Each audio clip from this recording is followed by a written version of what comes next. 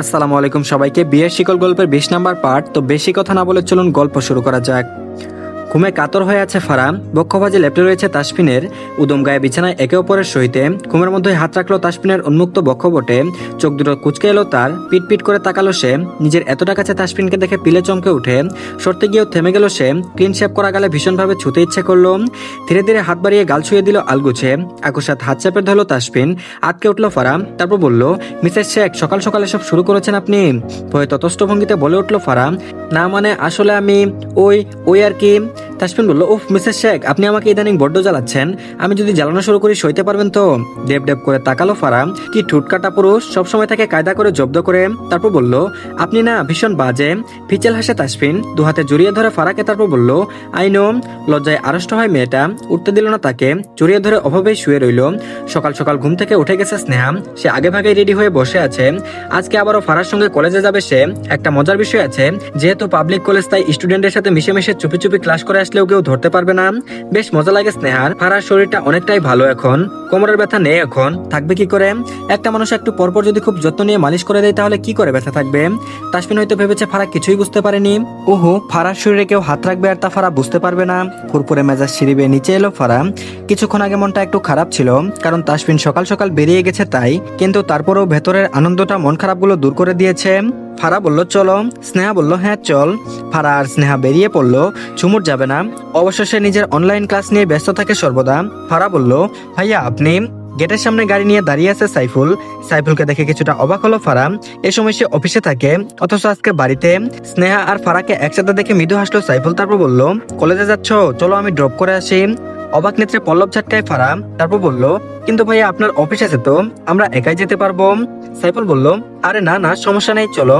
তাছাড়া গাড়ি থাকতে একা হেঁটে যাবে কেন? স্নেহা একগাল হেসে বলল, হ্যাঁ চল, কষ্ট করে হেঁটে যাওয়ার কি দরকার? সাইফুল ভাইয়া আপনি বরং আমাদের পৌঁছে দিন। স্নেহা নাচতে নাচতে গাড়িতে উঠে গেল। শেষমেশ ফারাও উঠে বসলো গাড়িতে। গাড়ি চলছে আপন গতিতে। সিটে হেলান দিয়ে বসে আছে ফারা। হুট করে মনে হচ্ছে তার মাথা ব্যথা ধরেছে ধীরে ধীরে।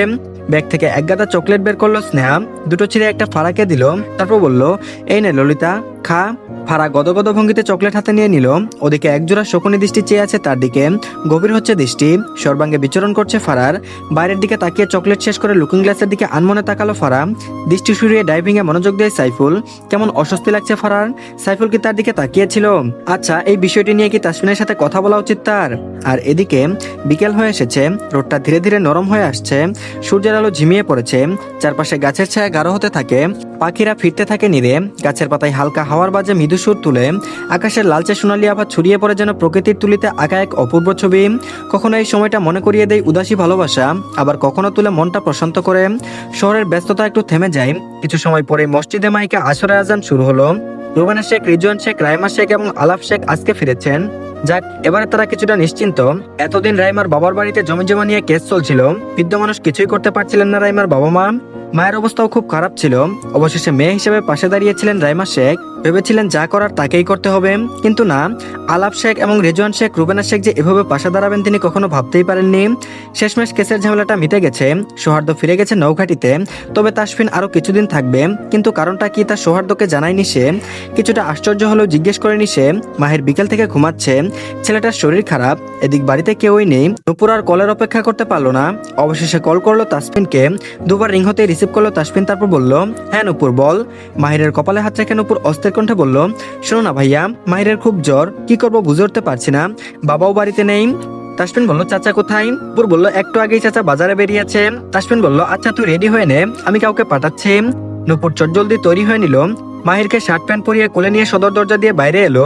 মেরুন রঙের গাড়িটা নিয়ে দাঁড়িয়ে আছে নিহাল। নিহালকে দেখে পিলে চমকে ওঠে নুপুরের। তারপর বলল, নিহাল ভাইয়া আপনি? অল্প হাসলো নিহাল, মৃদুস্বরে বলল, হ্যাঁ। তাসফিন বলল, ইমার্জেন্সি আছে, চলো গাড়িতে ওঠো, মাহিরকে আমার কোলে দাও। ভাবনায় পড়ে গেল নুপুর, নিহালের সঙ্গে যাওয়াটা কি ঠিক হবে? নিহাল বেশ বুঝতে পারছে নুপুরের অস্বস্তি। তারপর বলল, নুপুর মাহির অসুস্থ, তাসফিন আমাকে ভরসা করে পাঠিয়েছে, তুমি উঠো প্লিজ। নুপুর দেরি করলো না, মাহিরকে নিহালের কোলে দিয়ে গাড়িতে উঠে পড়লো। ঠিকঠাক বসতে নিহাল মাহিরকে ভেতরে নিল। নিজেও ড্রাইভিং সিটে বসে দ্রুত ড্রাইভ শুরু করলো। সময়টা 6 বছর আগে, বৃহস্পতিবার সকাল। ভার্সিটি থেকে ফিরছে নুপুর। আজকে উৎসব লেগেছে। সন্ধ্যার দিকে নাকি নুপুরকে দেখতে আসবে পাত্রপক্ষ। স্তম্ভিত নুপুর, কি হলো ব্যাপারটা? হঠাৎ করে তাকে বিয়ে দিতে চাইছে কেন? রাগটা নিজের ভিতরে রেখে ধুমধাম পা ফেলে দোতলার দিকে চলে গেল নুপুর। রাগ হচ্ছে প্রচুর তার, এটা কোনো কথা? ওয়াশরুমে গিয়ে ফ্রেশ হয়ে বিছানায় শুয়ে পড়ে নূপুর। লম্বা নিঃশ্বাস ফেলছে সে। সাইফুল শেখ তাকে বেশ পছন্দ করেন, রুবেনা শেখ নূপুরও তাকে ভালোবাসেন, কিন্তু আজ হঠাৎ অন্য কোনো পাত্র কেন আসবে তাকে দেখতে? সেগুলো ভাবতে ভাবতে আকাশ পাতাল এক করে দিচ্ছে নূপুর। ম্লান বিকেল, একরকমের নরম নীরব আর খানিকটা বিষণ্ণতা মেশানোর সময়। দিনের শেষ ভাগে সূর্যটা হেলে পড়েছে পশ্চিম আকাশে। আলোটা তখন আর ততটা উজ্জ্বল থাকে না, হালকা সোনালী আর কমলা রঙের চারপাশ ভেসে যায়। পাখিরা একে একে ফিরে আসে বাসায়। গাছের পাতায় নেমে আসে ধীরগতি। হাওয়া থাকে নরম, মাঝে মাঝে একটানা বয়ে চলে। শহরের কোলাহল কিছুটা স্তম্ভিত হয়ে আছে। মানুষের মুখে ক্লান্তির ছাপ। নিহাল এসেছে তার মামা রবিউল ইসলামকে নিয়ে। আপন বলতে মামা ব্যতীত কেউ নেই তার। তাসফিন গিয়ে মেনলি হাক করে তাকে। বেস্ট ফ্রেন্ড তার, কিন্তু এই শুভ দিনে আরিয়ান নেই। সে খুব গুরুত্বপূর্ণ একটি মিশনে রয়েছে। রিজওয়ান শেখ ভীষণ পছন্দ করেন নিহালকে, তাই তো বিয়ের প্রস্তাব দিতে তিনি অমত করলেন না। বিষণ্ণতায় ডুবে আছে মুখখানি রুবেনা শেখের। শাড়ি পরেছে নূপুর। ঝুমুর তাকে নিয়ে এলো। পাত্র হিসেবে নিহালকে দেখে পিলে চমকে ওঠে তার। বিয়ের কথাবার্তা এগোয়, তবে নূপুর রাজি নয়। এমন নয় নিহাল খারাপ, কিন্তু নূপুর তো অন্য কাউকে ভালোবাসে। পাত্রপাত্রী একে অপরের সঙ্গে আলোচনা করতে চাই। বিষয়টি জানতে পেরে খুব অবাক হলো নিহাল। আলাদাভাবে আর কি জানতে চাই নূপুর? সে তো তার সম্পর্কে সবটাই জানে। আর এদিকে রুম জুড়ে গভীর নীরবতা। একটা গুমট নিস্তব্ধতা যেন সমস্ত শব্দকে গিলে ফেলেছে। জানালার ফাঁক গলে ঢুকছে ম্লান বিকেলের শেষ আলোটা। হুলোমাখা সোনালী রোদের রেখা দুজন মানুষের মুখ ছুঁয়ে যাচ্ছে। তবুও উষ্ণতা নেই, কেবল একরাশ অতৃপ্তি। নিহাল বসে আছে চোখে এক অপার ভালোবাসা নিয়ে, যেন মেয়েটার প্রতিটা নিঃশ্বাসে নিজের প্রাণ রেখে দিয়েছে। তার দৃষ্টিতে আশ্রয় খোঁজা, গভীর মায়া আর একরাশ অপেক্ষা যেটার কোনো শেষ নেই। আর নূপুর, সে চুপচাপ স্থির, চোখ দুটো যেন কুয়াশায় ঢাকা নদী, যেখানে ভালোবাসার কোনো প্রতিফলন নেই, আছে শুধু অপরাধবোধের ছায়া। তার দৃষ্টি ঠিক ছেলেটার চোখে নয়, বরং তার চোখের ভিতর দিয়ে কাউকে খুঁজে ফেরে সে, যে তার হৃদয়ের আসল অধিপতি। এই মিলন যেন দুই বিপরীত স্রোতের মুখোমুখি হয়, সেখানে ভালোবাসা আছে, তবুও একতারা বাজে না।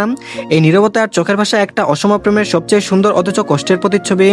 নেহাল বলল, নূপুর, আমার অনুভূতি বা ভালোবাসা যাই বলো, আমি তা কখনোই তোমার সামনে প্রকাশ করিনি। একমাত্র তাসফিন ছাড়া কেউই জানতো না, কিন্তু আজকে আমি চাই তুমি জানো আমি তোমাকে কতটা ভালোবাসি। সহসা কেঁদে ফেললো নূপুর। সে নিহালের ভালোবাসাকে সম্মান করতেই হবে, কারণ লোকটা কখনোই তার সাথে খারাপ আচরণ করেনি, আর না কখনো নিজের ভালোবাসা দেখিয়েছে। নূপুরের কান্না অস্থির করে তুলছে নিহালকে। তারপর বলল, নূপুর, কি হয়েছে? কাঁদছো কেন তুমি? কি হলো বলো আমাকে? শব্দ করে হেঁচকে ওঠা শুরু হয়ে গেল নূপুরের। কম্পিত সুরে বলল, আমি আমি আপনাকে ভালোবাসি না নিহাল ভাইয়া। বরফের ন্যায় শরীর জমে যায় নিহালের। থমকায় সে। নূপুর ফের বলল, আমি ভালোবাসি না, আমি সাইফুলকে ভালোবাসি। নিহাল ভাইয়া, আমি চাইনি আপনাকে অপমান করতে বা আপনার ভালোবাসাকে অপমান করতে। আমি কি করব আমি জানি না। নিহালের প্রাণটা যেন কেউ ছিঁড়ে বের করে নিয়ে আসছে। নিঃশ্বাস বন্ধ হয়ে আসছে তার। কপালে বিন্দু বিন্দু ঘাম জমেছে তার। সে কি কষ্ট পাচ্ছে? খুব যন্ত্রণা হচ্ছে বুকের বাপাশে। নিহাল বলল, মানে নূপুর, কি বলছো এগুলো? সাইফুল। নূপুর বলল, আমি ওনাকে ভালোবাসি। আম্মু জানে সবটা। এখন হঠাৎ করে এসব হয়ে যাবে আমি ভাবতেই পারিনি। আমি জানতাম না আপনি আমাকে। সরি। আমি কথাগুলো আটকে আসছে নূপুরের। এদিকে নিঃশ্বাস নিতে না পেরে হাঁফফাঁস করছে। থাকতে পারলো না সে। কাশি শুরু হয়েছে তার। বুকে হাত মালিশ করতে করতে বেরিয়ে এলো সে। সেদিনের পর আর কখনোই নূপুরের কাছে নিজের ভালোবাসার কথা জাহির করেনি নিহাল। আর না তার বিয়েতে বাধা দিয়েছে। আচ্ছা, পূর্ণতা না পেলে কি ভালোবাসা যায় না? নিহাল আজও গোপনে ভালোবাসে নূপুরকে। ভীষণ আদর করে মাহিরকে। হোক না সে অন্য কারো। আড়ালে আবডালে থেকেই না হয় তাকে সারা জীবন ভালোবেসে যাবে। তারপর বলল, নূপুর, নেমে এসো। কি হলো? কি ভাবছো তুমি? অনেকক্ষণ ধরে ডেকে চলেছে নিহাল, অথচ নূপুরের সারা শব্দ নেই। অবশেষে শুনতে পেল সে। অতীত এমনভাবে ডুবেছিল, আশেপাশে কি ঘটছে কিছুই মনে নেই। নিহাল দায়িত্ব নিয়ে মাহিরকে ডক্টর দেখায়। ওষুধপত্র সব কিনে নূপুরকে বাড়ি পৌঁছে দিয়ে আসে। এক পলক ফিরে নূপুরকে অস্বস্তিতে ফেললো না সে, তবে দূর থেকে লুকিয়ে দেখে চলে গেল নিজ পথে। হাপিত্তেশ করছে নূপুর। কষ্ট হচ্ছে তার। যেমন তো মনে হয় নিহাল নামক মানুষটির সাথে কোনো অন্যায় করেছে। খুব কষ্ট লাগছে তার। অনেক প্রেমিক তো দেখেছে সে, কখনোই ভালো বিহেভিয়ার করে না। নিজের মনমতো মানুষটিকে না পেয়ে পাগলামি করে। কখনো তো সেই ভালোবাসার মানুষটির ক্ষতি করে ফেলে। সেখানে নিহাল নূপুরকে আর কখনোই বিরক্ত করেনি, কষ্টও দেয়নি। আর এদিকে সন্ধ্যা হয়ে এসেছে প্রায়। সূর্যি মামা পাড়ি জমিয়েছে পশ্চিম আকাশে। লালচে আবরণে মাখো মাখো প্রকৃতি। হালকা শীতল বাতাস গায়ে এসে লাগছে। এক অদ্ভুত স্নিগ্ধতা এনে দিচ্ছে মন জুড়ে। রাস্তার বাতিগুলো টিমটিম করে জ্বলছে, যেন ক্লান্ত চোখে রাতের নিস্তব্ধতা দেখছে। দূরের কোনো বাড়ির জানালা দিয়ে ক্ষীণ আলো বেরিয়ে আসছে, কিন্তু তার চারপাশে অন্ধকার। এত গভীর যে সেই আলো যেন হেরে যাচ্ছে। আকাশে টলমলে রূপালী চাঁদ আর কমলা আলো ছড়িয়ে দিয়েছে ধরণীর সর্বত্র।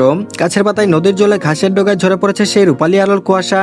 রাত যেন নিস্তব্ধতার মাঝে এক গভীর মায়াবী সুর তুলে বাজিয়ে যাচ্ছে। পাখিরা নিদ্রায়। বাতাসও যেন আজ একটু ধীর, একটু শান্ত। এমন রাতে হৃৎপিণ্ডে জমে থাকা না বলা কথা, দূরের কারো কথা মনে পড়ে যায় অজান্তেই। জানালার কাছে চুপটি করে বসলো ফারাম। তাসফিন ফিরেছে সবে। এই তো নিচে খেতে দিয়েছে। ফারার ইচ্ছে করেই গেল না। খেতে ইচ্ছে করছে না তার। বিরক্ত লাগছে খুব। তাসফিন কি তাকে একটু ভালোবাসে না? এই কৃষ্ণপুরে থাকাকালীন তো কত পাগলামি করতো। খট করে দরজা খুলে ভেতরে এলো তাসফিন। তার উপস্থিতি টের পেয়েও চুপ রইল ফারাম। মিসেস শেখ প্রত্যুত্তর করলো না ফারাম। নিশ্চুপ ভঙ্গিতে বসে আছে। এগিয়ে গিয়ে ব্যালকনিতে রাখা সোফা সেটের টেবিলের উপর প্লেট রেখে দিল। ফারা ঘুরেও দেখলো না একবার, তারপর বলল, কি হলো, খাবে না? ফারা বলল, না, ইচ্ছে নেই আমার। অভিমানী কণ্ঠস্বর, ভীষণ হাসি পাচ্ছে তাসফিনের। তারপর বলল, কেন ইচ্ছে নেই? জ্বালানোর জন্য বলে উঠলো তাসফিন। ফারা বলল, খিদে নেই তাই। তাসফিন বলল, খেতে হবে, ওঠো। উঠলো না ফারা, জেদ দেখিয়ে বসে রইল একইভাবে। সে ভেবেছিল তাসফিন চলে যাবে। আকস্মিক তাকে অবাক করে দিয়ে হাঁটুর নিচে হাত গুলিয়ে চট করে কোলে তুলে নিল তাকে। তাসফিনের এহেন কাণ্ডে ভরকে গেল ফারা। তারপর বলল, এই নিচে নামান, আমাকে নামান বলছি। আরে তাসফিন কারো কথা শুনতে বা আদেশ মানতে বাধ্য নয়। সোফার উপরে বসিয়ে নিজেও বসে পড়লো তাসফিন। প্লেট নিয়ে ভাত মাখাতে লাগলো। চমকে তাকালো ফারা, লোকটা কি তাকে খাইয়ে দেবে? মোটেও খাবে না সে। তাসফিন বলল, হা করম। মুখ ডান দিকে বাকিয়ে নিল ফারা। সে খাবে না মোটেও। ফারা বলল, খাবো না বলছি তো। তাসফিন বলল, আরে আমার দিকে তাকিয়ে বলো। ফারা সেই করলো, তাসফিনের দিকে তাকিয়ে বলতে লাগলো, আমি খাবো। উষ্ট উষ্ট দ্বারা উষ্ট ছোঁয়া পেয়ে চমকালো সে। তারপর বলল, এটা কি করলেন? তাসফিন নিমাষ্ট কামড়ে হাসলো। তারপর বলল, তুমি তো বললে খাবে। রেগে গেল ফারা, তিরিক্ষে মেজাজে বলে উঠলো, আমি বলেছি আমি খাবো। পরপর দুবার চুমু দ্বারা মুখ বন্ধ করে দিল তাসফিন। চুপসে গেল ফারা, ভয়ে আর কিছু বলার সাহস পেল না। চঞ্চল কন্যাকে জব্দ করতে পেরে হাসলো তাসফিন। প্রথম লোকমা মুখে ধরে ফারার, তারপর বলল, একটা কথাও না বলে চুপচাপ খাও। অনিচ্ছা সত্ত্বেও খেতে হচ্ছে ফারাকে। খাওয়ার পাট চুকিয়ে প্লেট রেখে এলো তাসফিন। ফারা একইভাবে ব্যালকনিতে বসে আছে। শরীরে উৎস ছোঁয়া পেয়ে ধরপড়িয়ে উঠে তার অন্তঃস্থল। আলগুছে ফারাকে কুলে তুলে নিল তাসফিন। দুহাতে মেদহীন উদরে হাত চেপে মুখ গুজে দিল ঘাড়ে। আর এদিকে তাসফিন বলল, এত জেদ এত রাগ কেন এই ছোট্ট শরীরে? ফারা বলল, এই ছাড়ো না মাই, সবসময় এমন করেন, অবহেলা। ঘাড়ে আলতো করে চুমুকে দিল তাসফিন। তারপর বলল, অবহেলা না রে সুখ, আমি যদি কাছাকাছি আসি তাহলে তো বেসামাল হব। আর আমি বেসামাল হলে তুমি থামুন থামুন বলে চেঁচিয়ে ওঠো। কপাল কুচকে নাই ফারা, এখন কি সব দোষ তার? লোকটা ছুলেই তার সুরসুরি লাগে। পরপর অনুভব করলো তার ঘাড়ে কোমল স্পর্শ। লজ্জায় আড়ষ্ট হলো ফারা, মেকি রাগ দেখিয়ে বসে রইল। তারপর বলল, কি রে সুখ, একটু শান্তি দিচ্ছিস না? ফারা বলল, দেব না। তাসফিন বলল, আচ্ছা বলো, কি করলে রাগ কমবে? মাথায় দুষ্টবুদ্ধি খেলে গেল ফারার। তাসফিনকে জব্দ করতে উঠে বলল, গান শোনাতে হবে। সশব্দে হেসে ফেললো তাসফিন। তারপর বলল, বেশ এটুকুই। অবাক হলো ফারা, তবে কি কমান্ডার এখন গান গেয়ে শোনাবে তাকে? ফারা বলল, সত্যি। তাসফিন বলল, গিটারটা নিয়ে এসো। ফারা একগাল হেসে দৌড়ে গিয়ে দেয়ালে টাঙানো বড় গিটারটা নিয়ে এসে পাশে বসলো। তাসফিন ব্যস্ত হাতে সুর তুলে ধীরে ধীরে তা নরম হতে লাগলো। তারপর গান গাইলো, তুমি আছো আমার মনের ভেতর, দেখার পর থেকে দুনিয়া কেমন বদলে যায়, চোখে চোখে যেন স্বপ্নেরা নতুন করে জেগে ওঠে হাই। গালে হাত রেখে গানটা মন দিয়ে শ্রবণ করে ফারা। অতিশয় আশ্চর্য হয় সে, তার লেফটেন্যান্ট সাহেব যে শিল্পীদের থেকে কম নয়। গানের প্রতিটা লাইন যেন তাকে উজাড় করে দিয়েছে তাসফিন। শেষের দিকে এসে গিটারের টুংটাং শব্দটা ধীরে ধীরে বাজতে বাজতে শান্ত হয়ে শেষের লাইনগুলো বলতে লাগলো। গিটারের সুর থামতেই দুহাতে তালি বাজিয়ে তুললো ফারা। তারপর বলল, ব্রিলিয়ান্ট, আপনি এত সুন্দর গান গাইতে পারেন, কই আগে বলেননি তো? হেসে ফেললো তাসফিন। গিটারটা সোফায় রেখে ফের কাছে টেনে নিল ফারাকে। আলগুছে ছুঁয়ে দিল তার গাল। তারপর বলল, আমি অনেক কিছুই পারি, সময় মতো দেখাবো। চোখ টিপে বলল তাসফিন। চোখ পাকিয়ে তাকালো ফারা, ইস কি লজ্জা। তারপর বলল, আপনি তো মহাপাজি লোক। কার মেসাজ করলো তাসফিন। লম্বা নিঃশ্বাস টেনে বলল, ঠিক কতটা বাজি সেটা না হয় সময় মতো দেখাবো। বাই দা ওয়ে, রাত হয়ে এসেছে, এটাই তো সময়, কি বলেন মিসেস শেখ? খিলখিলিয়ে হেসে উঠল ফারা। ঘুমে ঢুলুমুলু চোখ করে তাকালো তাসফিন। মাতাল করা হাসি টেনে বলল, চলুন ম্যাডাম এবার ঘুমাই। তাকে কুলে নিয়ে বিছানার দিকে এগিয়ে গেল তাসফিন। কপালে পরপর অনেকগুলো চুমু খেয়ে বলল, আগামীকাল আমরা একটা জায়গায় যাচ্ছি ম্যাডাম, রেডি থাকবেন। অবাক হয় ফারা, কিছু জিজ্ঞেস করতে যাবে ঠিক তার হতে দেয়নি তাসফিন। বুকে জড়িয়ে ধরে শুয়ে পড়লো দুজনেই। তারপর বলল, নো মোর ওয়ার্ড সুখ, আমি সত্যি সত্যি খুব টায়ার্ড আজ। চুপচাপ শুয়ে আছে ফারা, তবে এটুকুতেই থেমে নেই সে। সবসময় এই লুচু লেফটেন্যান্ট সাহেব তাকে জ্বালাতন করে, আজকে সে করবে। তারপর বলল, উহু উহু, ঘুমাবো না, এই রাতটা আইসক্রিম খাওয়ার, যান আইসক্রিম নিয়ে আসুন। ডান ভ্রু উঁচিয়ে তাকালো তাসফিন। তারপর বলল, তাই নাকি, ইচ্ছা করে জ্বালাচ্ছ ম্যাডাম, পরে সইতে পারবে তো? গাল ফুলিয়ে উঠে বসলো ফারা। তারপর বলল, আনবেন না আপনি? সহসা উঠে গেল তাসফিন। তারপর বলল, লেটস গো।